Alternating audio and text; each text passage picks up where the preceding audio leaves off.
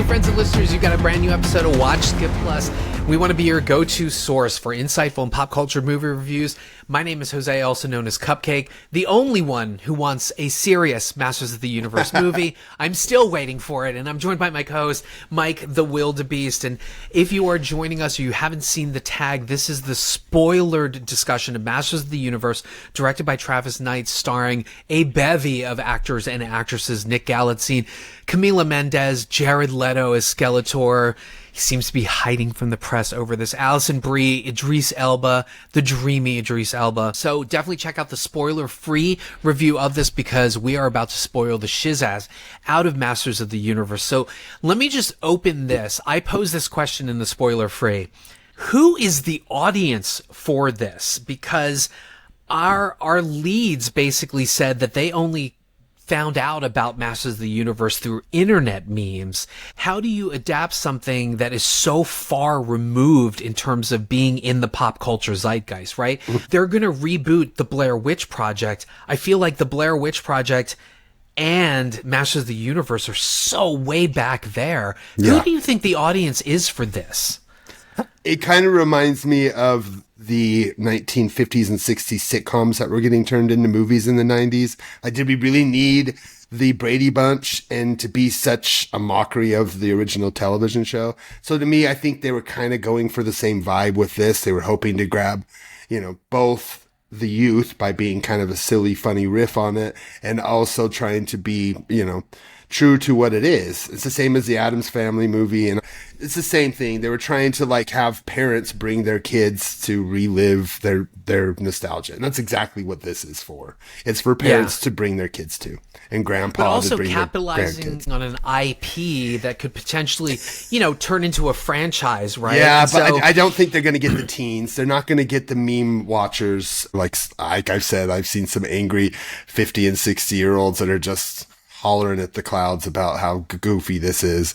And how their childhood was ruined, right? Yes. I don't need to know about Fisto and Ram Man sexual innuendos. That's disgusting. It's like, that was funny as shit to me. I had a blast with some of the little innuendos. I had a blast. Did. Everybody just check out our Scream 7 episode and who our actual guest was, because when they get into the whole Fisto, I called you Fisto because you fist people, and it's it's amazing. As you mentioned, there was always the Brady Bunch type, where they took something that was a comedy and family oriented, but they made it a parody of itself. And what's interesting is that this film suffers a little bit from a tone of, do we want to be that parody, or do we want to be a straight adaptation, right? So this film is 2 hours and 20 minutes. I was waiting for you to say there was no reason why this needs to be fucking 2 hours and 20 minutes, right?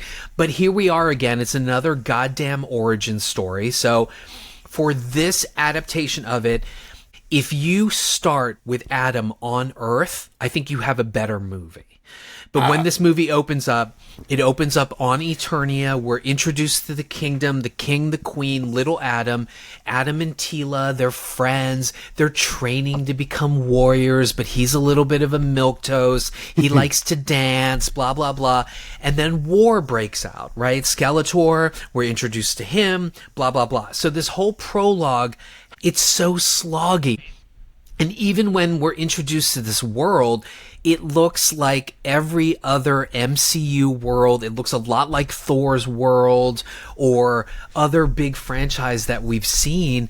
It even looked like some of the Mortal Kombat. I didn't see anything unique in the production design or anything. How about you? What did you think about this prologue? Did we need it? Well, if you've watched our last episode, I pretty much lost my temper on the intro to this movie. Yeah, you did. There's a little bit of a Skeletor anger there. You could have cut that first 30 minutes out. I don't think you need the Earth bit at all. I think you could have easily made him banished to a different part of Eternia or to a different planet, which they do discuss. And like the second Thor movie, which I really like, which a lot of people don't, because there wasn't aspects of Earth or tying it into the other Marvel stuff as much. I liked that it was just what it was on Thor's planet. And I liked the intergalactic stuff. So I could have completely done without any of the Earth things. They better learn from this and not do any Earth silly stuff and just keep it in that world and keep it short and succinct is our new word. We could have even started with the mother, wrecking on Eternia and then go to the kid. That would have been much better. Honestly, so you get little winks of that. She discusses that Earth is my home. So you didn't like the Earth stuff. And I thought if we're doing an origin story, I think we should have opened with him on Earth telling this story about He-Man, about what happened and the kid being, sent to a different realm or whatever. I think the Earth stuff would work. But he could do that in Eternia. And it never was the cartoons. That's what pisses me off. They're trying to pay homage to the 80s TV show that went to Earth. And most of us did not like the 80s TV show. It didn't get good to us until we realized it was campy. So once we got older, we're like, okay, this is a fun piece of camp. But as a kid, I did not like the movie. Put aside the Earth the stuff. Cartoon and the origins, right? Their entree was... They wanted to start with Adam as kind of the everyman, as somebody who was kind of goofy because he's been away from Eternia for most of his childhood, okay? And so I think that's a brilliant entree into this character, seeing how he is in the real world, and then plunking him back in. Like, I feel like that would have worked. I characterize this as Flash Gordon meets The Office, because there's a whole thing about how he knows he needs to get his sword back, but he lost it when he got time warped to Earth. And so he's spending his work days on the internet looking for his sword. And there's this protracted scene which kind of made me roll my eyes, but was kind of funny, where he's having this politically correct sensitivity talk with his boss about how his work is declining because he's looking at swords or whatever. Swords. Did any of the Earth stuff resonate with you?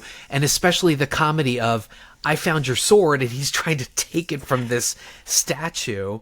It didn't. I literally almost walked out for those. The first 30 minutes they were really rough for me. I thought it was dumb. I hated that sequence of him having to find his sword attached to some kind of Conan the Barbarian character in a comic book store. That just seemed written by nerds to be nerdy.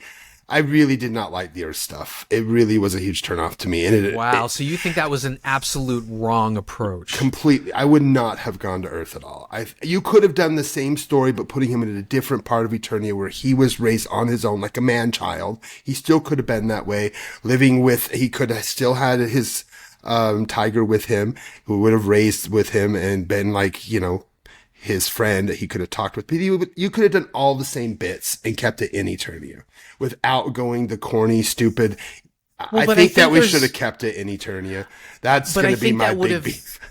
But I think that would have fundamentally changed Adam's journey throughout the film, because at his core, he's still the untrained, nerdy idiot. Yeah, which he could have still been, because he could have still drawn at his memories of his childhood, instead of having him on Earth. I think it comes down to wanting to pay homage to the 80s version, as well as budget. It probably would have been more expensive to create more, sceneries and sets and something outside of the big Castle Grayskull scene, which is all we really see of Eternia. So there's a lot that they can mine. And so, we're going to dive more if we get a sequel. We do still get the Star Wars battle, which, I mean, listen, even I rolled my eyes where Tila is piloting the spaceship and she says, get back there and start shooting people. I'm like, what the fuck? Like, this is so Star Wars. It's terrible. But then he gets on the sky sled, which I was like, yay, the sky sled. Cause I remember the TV show.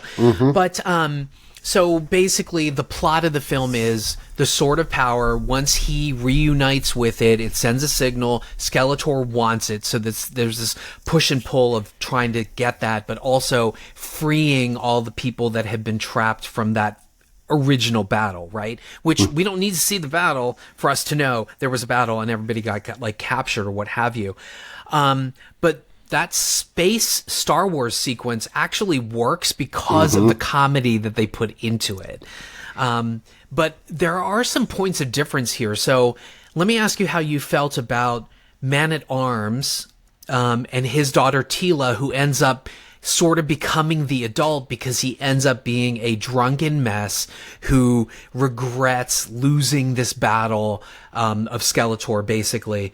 Did you like that point of difference that they changed the Man-at-Arms character, and then also the fact that, you know, we all know from the cartoon that, like, maybe she's going to be the love interest, but she immediately friend zones him, which is amazing. I thought that was kind of great. What did you think of those developments? I liked it. I liked everything about it. But did we really need Idris Elba here, basically playing a drunken version of his same character in the Thor movies? I mean, did we really need him there? Because he felt really wasted to me.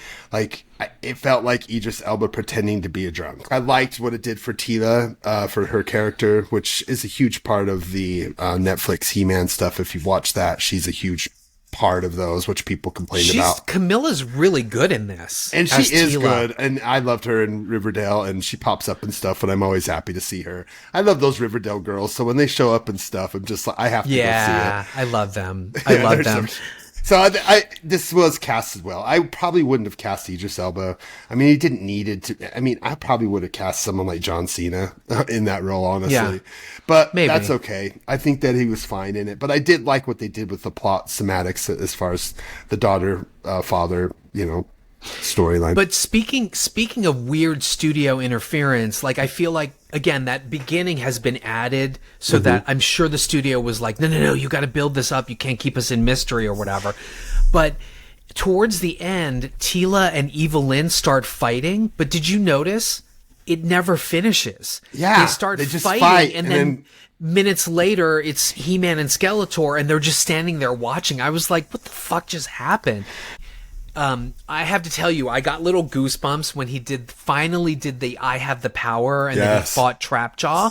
But that whole sequence just dragged on and on. I was like, okay, I get it. Keep going, you know?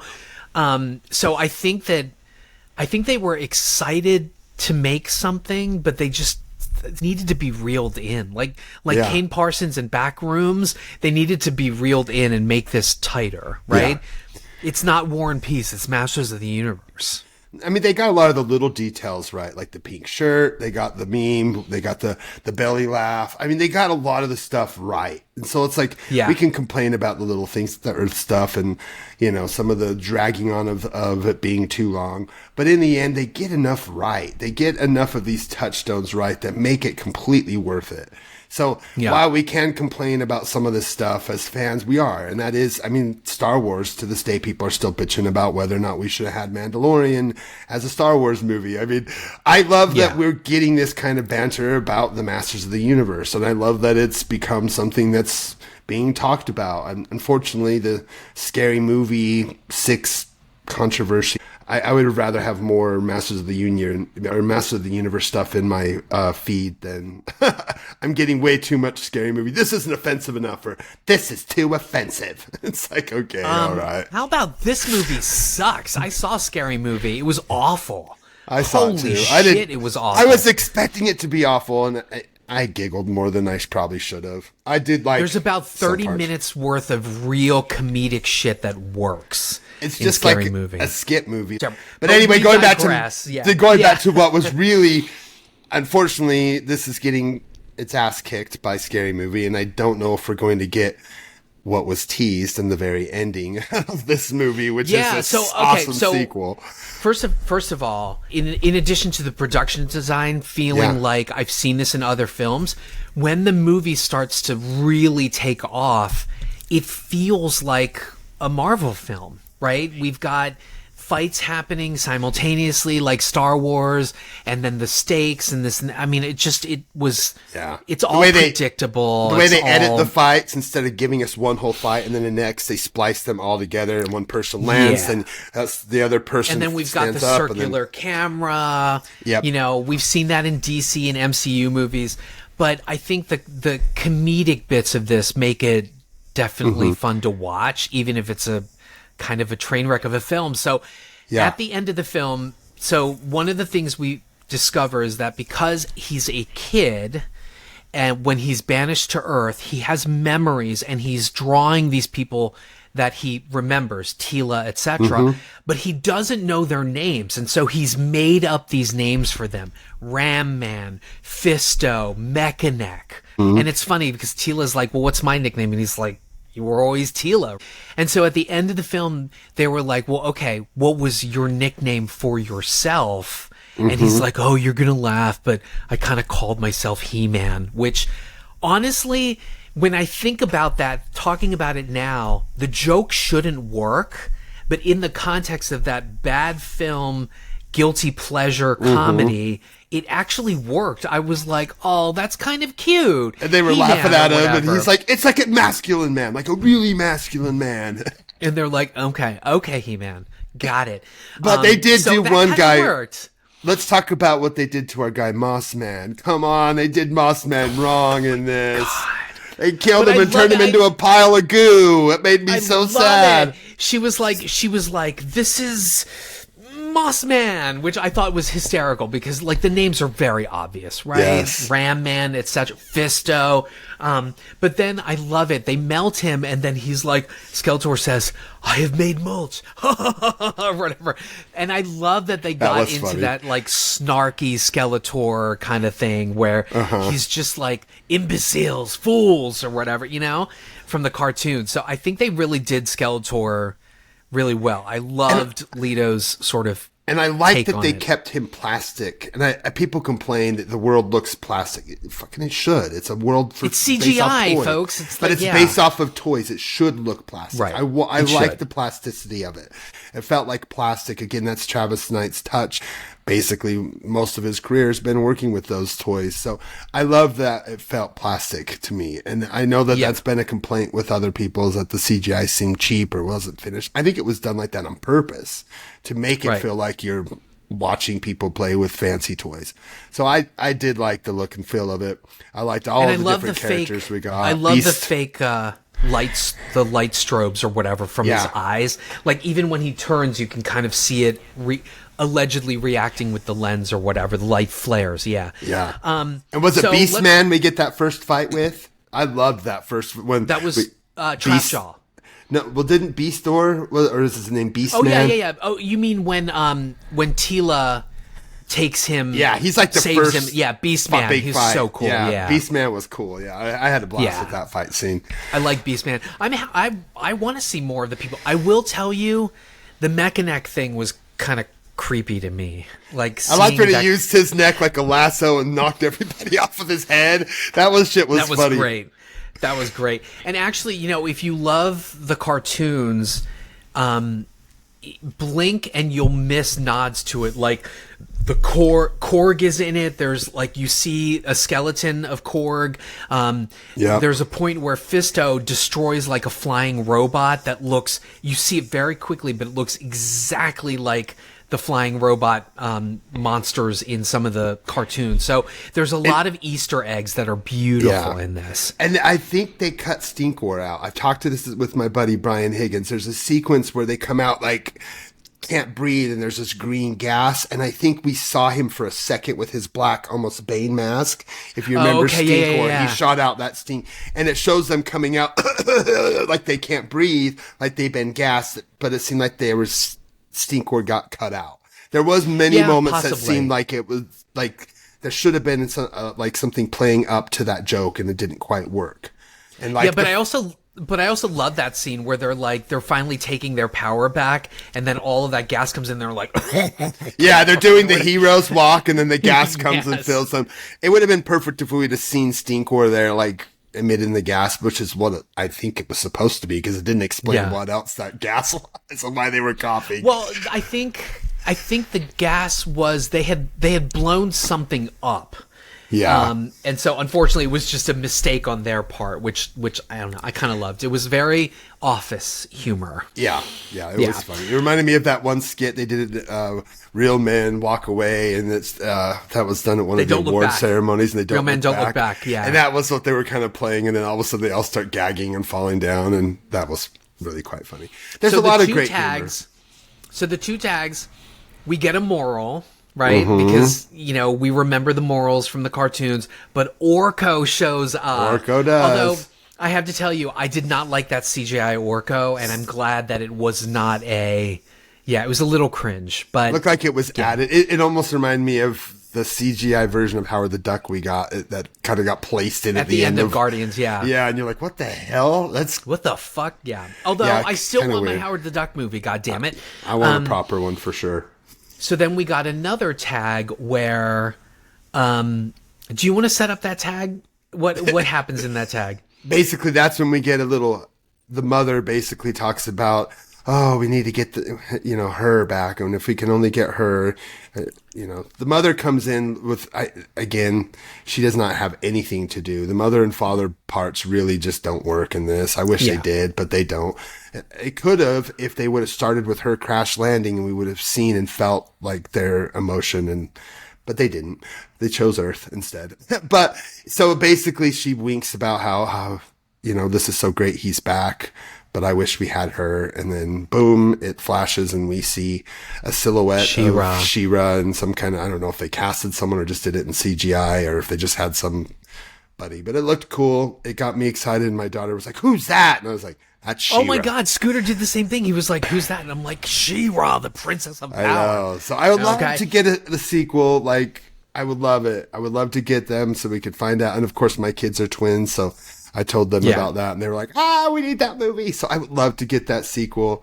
It really would be fun. And then the third tag is Skeletor gets vanquished and basically he's vaporized and all that's left is the skull. And at the end of the film, just like at the end of Flash Gordon, when they pick up Ming's ring, Evil-Lyn picks up the skull and then she does like this whooshy thing with her cape or whatever, presumably to resurrect Skeletor. Skeletor.